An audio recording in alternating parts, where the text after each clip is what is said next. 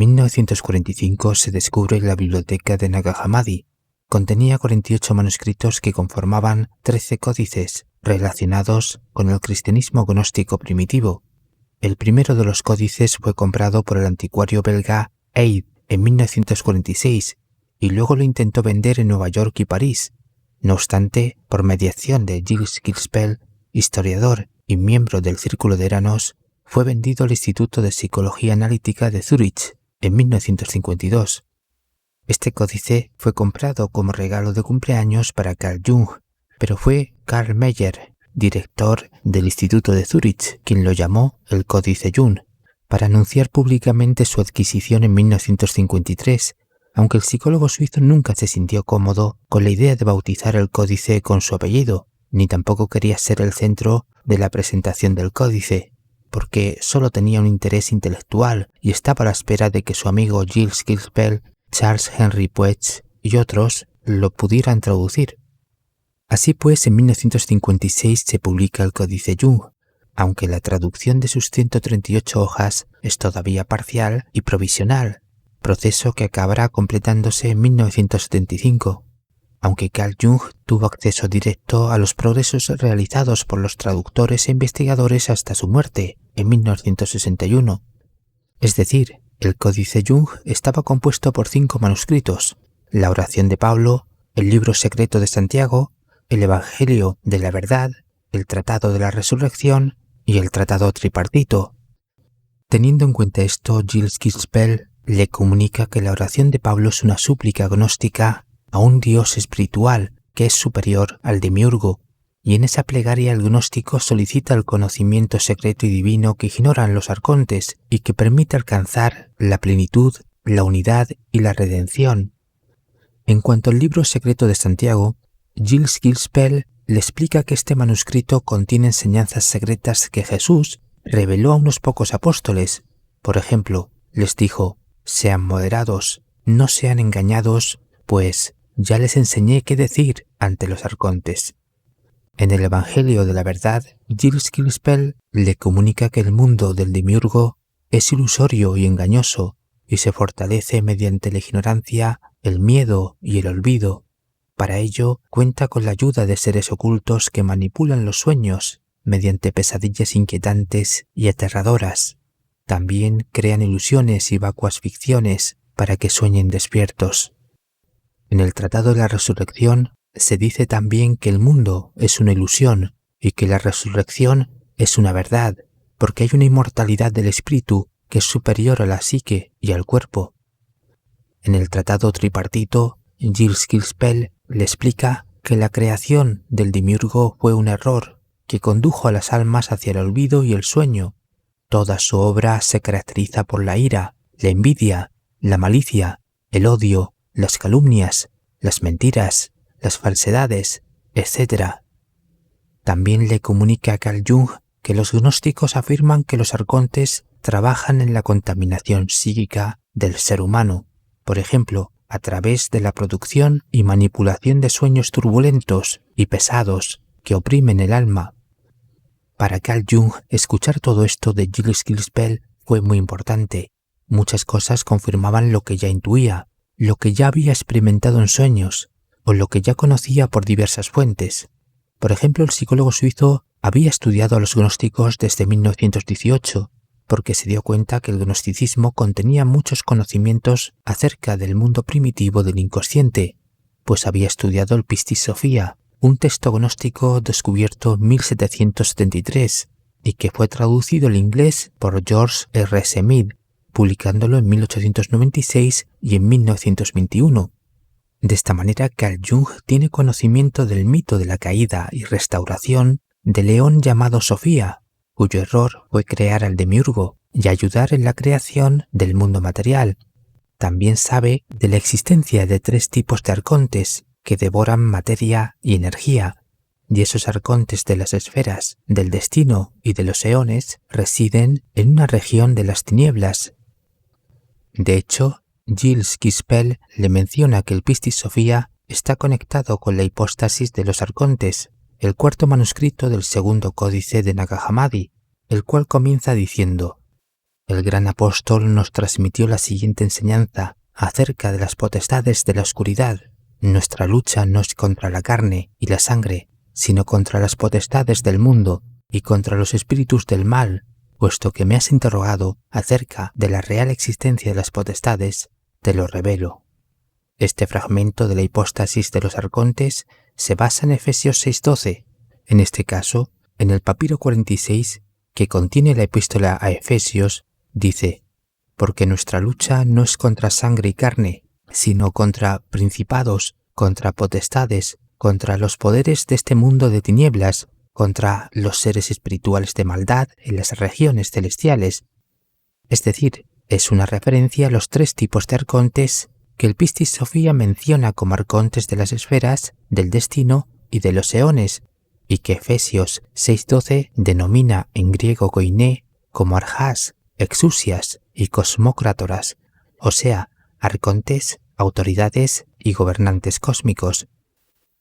Esto demuestra que hay 3 tipos de arcontes y que las palabras principados, potestades y poderes son sinónimos de arcontes, autoridades y gobernantes. Luego en Efesios 6:12 se dice que estos seres son espirituales y malos y que se hallan localizados en las regiones celestiales o en lugares altos, de manera que en el papiro 46 se utiliza la palabra neumática para definir de forma general a esos 3 tipos de arcontes. Entonces, esas entidades son neumática, esto es, seres espirituales, pero también se puede traducir como seres astrales o etéricos. Por otro lado, según el papiro 46, estas entidades habitan en Epouranios. Esto se traduce como lugares altos celestiales, o en otras palabras, Epouranios es una parte de los cielos que oculta las dimensiones inferiores y que responde a diferentes nombres.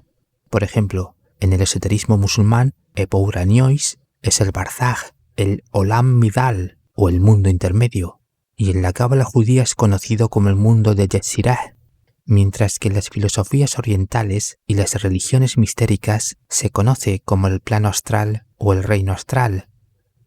Así pues, Carl Jung accede a este conocimiento sobre todo a través de Gilles Gilspel, si bien entre 1918 y 1926 ya estaba estudiando el Pistis Sophia y algunos evangelios apócrifos, entre ellos el Evangelio de Pedro, donde se dice que algunos proclamarán una doctrina falsa, que conocerán a través de sueños y que divulgarán como si fuera una verdad absoluta, y estas personas serán conocidas como aquellos que están en el poder de los arcontes. Y es aquí cuando el psicólogo suizo se da cuenta que la vía onírica puede ser utilizada por los arcontes para manipular a los seres humanos y que esas entidades están relacionadas con el problema del mal, ya que sus estrategias buscan impedir que la psique humana se vuelva consciente en este mundo ilusorio. Por eso, el sistema arcóntico está planteado para que el ser humano esté distraído, dormido o engañado, para que no pueda llevar a cabo un verdadero trabajo interior, y así no pueda abandonar el reino material y samsárico del demiurgo, y en consecuencia no pueda alcanzar la redención. Entre 1929 y 1938, Carl Jung tuvo conocimiento de los textos maniqueos de Medinit Mahdi, donde el maniqueísmo revela que hay una lucha entre la luz y la oscuridad, y que los arcontes son entidades del mundo divino inferior, el cual es llamado el Principado de la Oscuridad, o la región de las tinieblas, y el propósito de esas entidades es parasitar, engañar, desorientar y dormir a la humanidad.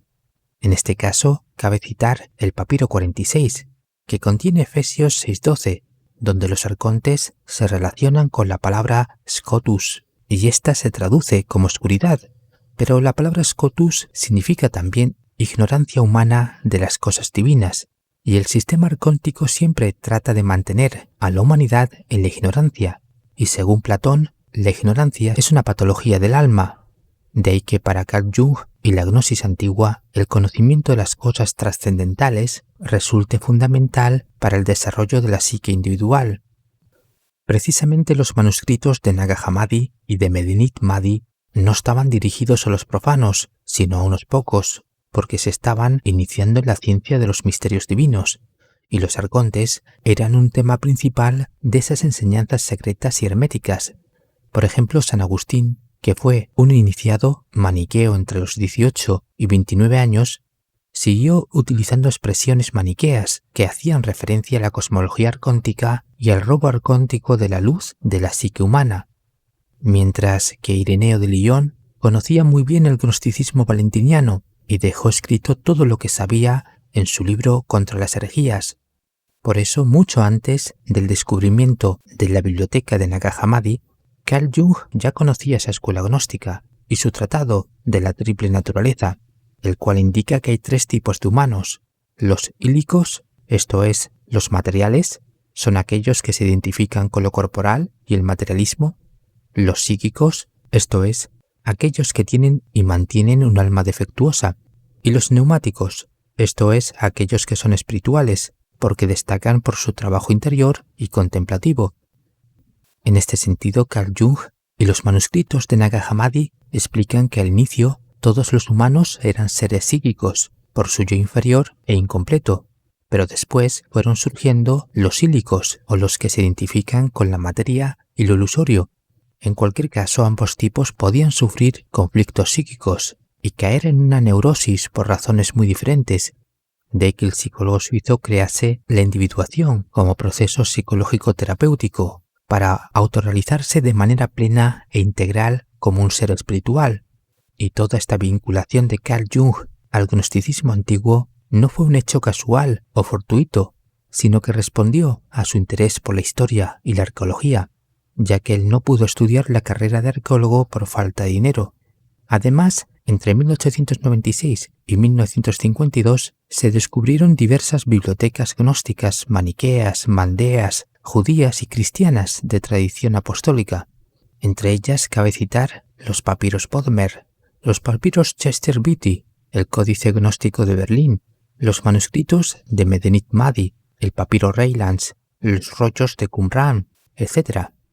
De manera que todo esto permitió que Carl Jung pudiera profundizar en la psicología antigua a través de la cosmovisión gnóstica, la cual debía ser conocida por el iniciado, ya que los arcontes, los sueños, las cosas divinas y otros contenidos secretos debían ser conocidos para alcanzar un despertar consciente y para instruirse espiritualmente, ya que debía superar las trampas arcónticas en este mundo y en otros planos.